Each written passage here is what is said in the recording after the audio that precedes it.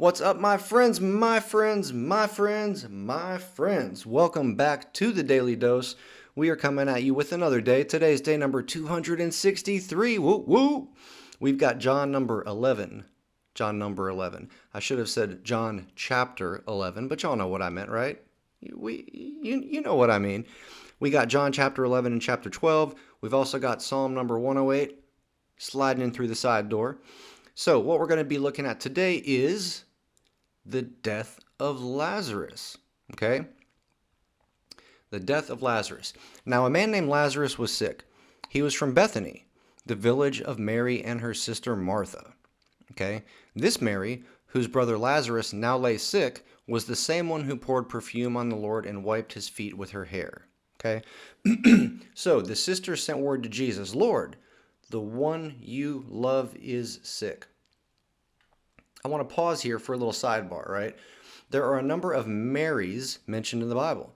My daughter was talking about this when we were reading the Jesus Storybook Bible the other night, and there was a little bit of confusion between all three of us about how many Marys there were, and who all these different Mary women were in the New Testament time, right? So I looked it up. Apparently, there were 6 notable women named Mary involved with, in some way, shape, or form, the New Testament, right? One of them we don't really know much about, and there's probably not a whole lot to it, but King Herod's second wife happened to be named Mary. Okay, kind of a famous person probably, just to take note of, somebody named Mary. Mary, there was also a Mary, mother of Jesus. Okay, that was not Herod's second wife, not the same Mary, different Marys, right? So Herod's second wife, her name happened to be Mary. Another Mary, the mother of Jesus, right? Her name was Mary. Then the third Mary, Mary Magdalene, or as my daughter Meyer likes to say, Mary Magdalene. Okay? I don't think that's how you pronounce it, but hey, it's all good. It is what it is. Mary Magdalene. Okay, now she was from the town of Magdala on the western shore of Lake Tiberias. Okay? She was apparently wealthy. Okay, and she was one of the women who financially supported Jesus' earthly ministry. Okay, that's alluded to in Luke 8, verse 3. She was healed of demon possession, and in her gratitude, she followed Jesus wholeheartedly the rest of her days. Okay, so just to recap, we've got Mary, the mother of Jesus, right? We've got Mary Magdalene that we just read about, and then there is Mary of Bethany. That's the Mary we just read about, okay? Mary of Bethany is the sister of Lazarus and Martha. Okay, Mary and Martha, they're sisters. Lazarus was their brother. They were siblings. And we can surmise that this trio of siblings might have been bereft of their parents since they are living together without parents recorded, okay? So we don't know that, but because there doesn't seem to be any indication of parents on the scene, their parents might be gone. They might have died. They might have gone off the scene for whatever reason. But this Mary is most known for being the sister who sat at the Lord's feet while the other people were busy in the kitchen. Okay? Then the next Mary that we move on to is Mary of Clopas. Okay? We see Mary of Clopas at the foot of the cross in John 19:25. Okay? In the company of Mary, the mother of Jesus, and Mary Magdalene, right? So when Jesus is on the cross, there's 3 Marys there. There's Jesus' mother, there's Mary Magdalene, who we read about just a moment ago, and then there's this Mary, Mary of Clopas, okay? Tradition holds that she was Jesus' mother's sister-in-law, okay? The mother of Jesus, it's rumored that this was her sister-in-law. Don't know that it was, but that's what people think, okay? Which would make Clopas and Joseph potentially brothers. So biblical scholars have asserted that she is also the mother of James the Lesser, okay? She was also the other Mary at the tomb with Mary Magdalene, right? So when there were the 2 Marys at the tomb, there was Mary Magdalene. This was the other Mary, okay? Then, last but not least, we have another Mary who was another one of the women who supported Jesus by supplying a meeting place and continued to supply a meeting place after his resurrection. We read about that in Acts 12, verse 12. So that was just a sidebar on some of the significant Marys, famous Marys, that we come across during the New Testament or the New Testament era. Again, we threw in Herod's second wife there, just for a Jeopardy quiz question, right? Her name happened to be Mary as well. So, anyways, then in verse number 4, okay, now skipping back before I went on my Mary rant, we were reading about how Lazarus was sick, okay? So Lazarus' sisters, Mary and Martha, went and they sent word that, hey, your homeboy's sick. So, picking up where we left off, when he heard this, Jesus said, "This sickness will not end in death. No, it is for God's glory, so that God's Son may be glorified through it." And again, we saw this the other day where we were talking about the blind man, the man who was born blind. Why was he born blind? Who sinned, is what the disciples said. And Jesus said, it wasn't about sin, homie. It was about God's glory. He was born blind so that in that moment, Jesus could heal him and display the glory of God. And so that this man could be a walking, living, witnessing testimony for the Messiah, for the Savior, okay? That seems to be very similar to what we're reading here, okay? Jesus is saying, look, this sickness, look, he's dead, but it's not going to end in death. That's not where it's going to end, okay?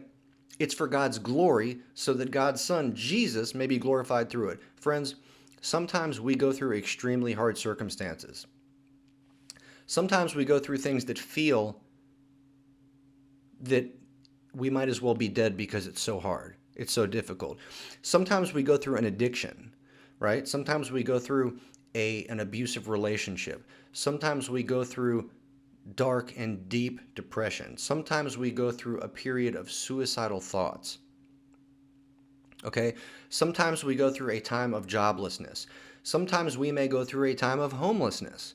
Okay? We go through different unpleasant experiences where sometimes we think, you know what? I wish I was never born. It would be better if I was dead, right? We may have those thoughts going through us, going through our mind. But friends, look, for those of us who are in Christ Jesus, who trust in Jesus, for us, it's like God is saying, no, it is for God's glory and so that God's Son may be glorified through it. So when I look at my prior alcoholism, my prior addictions, right? I look at that and I say, what was the point of all that, right? I'd have been better off dead going through all those things sometimes, right? And then I think, why did God let that happen? Why did he let it go on for so long, right? For God's glory, and so that God's Son Jesus may be glorified through it. Friends, we need to let God's Son Jesus be glorified through the things that he has done in healing us. We need to tell people about that, right? I once was an alcoholic and now I'm not. And it's because of Jesus. It's because of Jesus. Okay? So I think that's really cool. That's a really cool verse. And that gets me pumped up. So the next section that we move on to is about Jesus comforting the sisters of Lazarus. Okay? So we jump forward a few verses. We end up in verse 21. Lord, Martha said to Jesus, if you had been here, my brother would not have died. But I know that even now God will give you whatever you ask. Jesus said to her, your brother will rise again. Martha answered, I know he will rise again in the resurrection at the last day. So here Martha's like, okay, look, I get it. Ultimately, he's going to rise again in the resurrection, in the last day. There will be a resurrection. There will be a last day of judgment. Okay? There will be. And she is saying, yeah, she thinks that's what Jesus is talking about. Jesus is like, yeah, okay. He's going to rise again. And she's like, oh, well, yeah, I get it. Ultimately, he'll rise again. But Jesus, I'm talking about right now. And Jesus is talking about right now too, but she doesn't know that, right? Jesus said to her, I am the resurrection and the life. The one who believes in me will live even though they die. and whoever lives by believing in me will never die. Do you believe this? So Jesus is bringing some really, really big, big truth bombs. And then he puts her on the spot. Do you believe this? Right? Like no time to think, no time to contemplate. Jesus is like, truth bomb. Do you believe it? Interesting. Okay. Yes, Lord, she replied. I believe that you are the Messiah, the Son of God, who is come into the world. Okay. And one other verse that we're going to look at real quick later on down the line, in verse 35. And this is before Jesus raises Lazarus from the dead. A very short verse. The verse says, Jesus wept. Jesus wept. He cried. And not just cried, but like he wept. He, you know the difference between crying and weeping, right? Somebody can kind of quietly, sort of almost silently whimper and cry.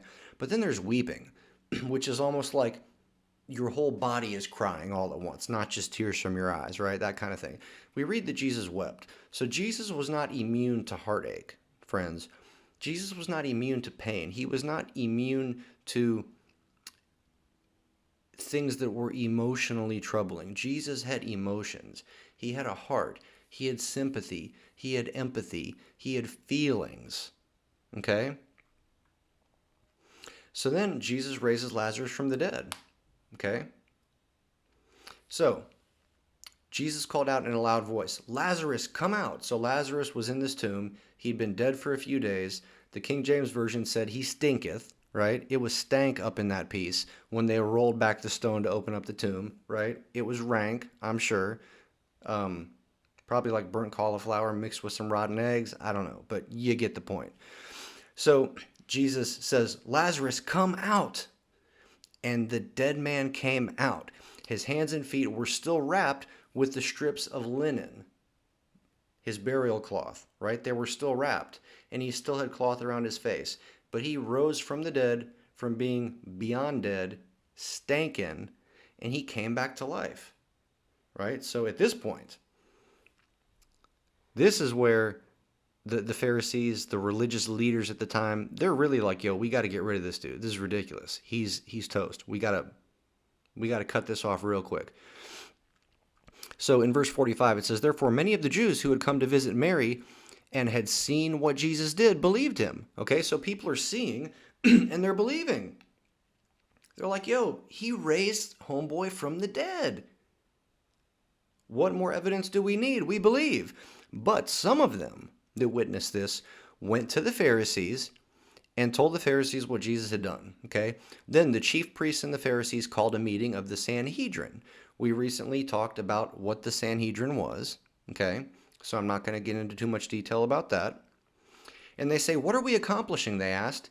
Here is this man performing many signs. If we let him go on like this, everybody is going to believe in him, right? And then the Romans will come and they'll take away both our temple and our whole nation, right? So they're like, look, this is going to come to a head, right?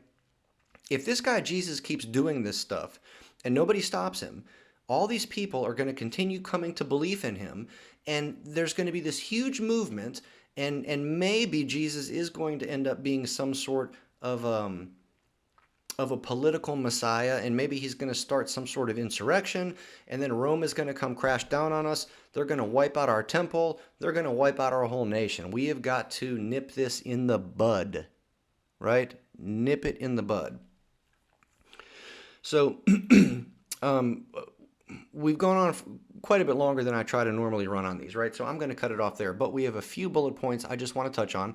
Next, we see a section where Jesus gets anointed at Bethany.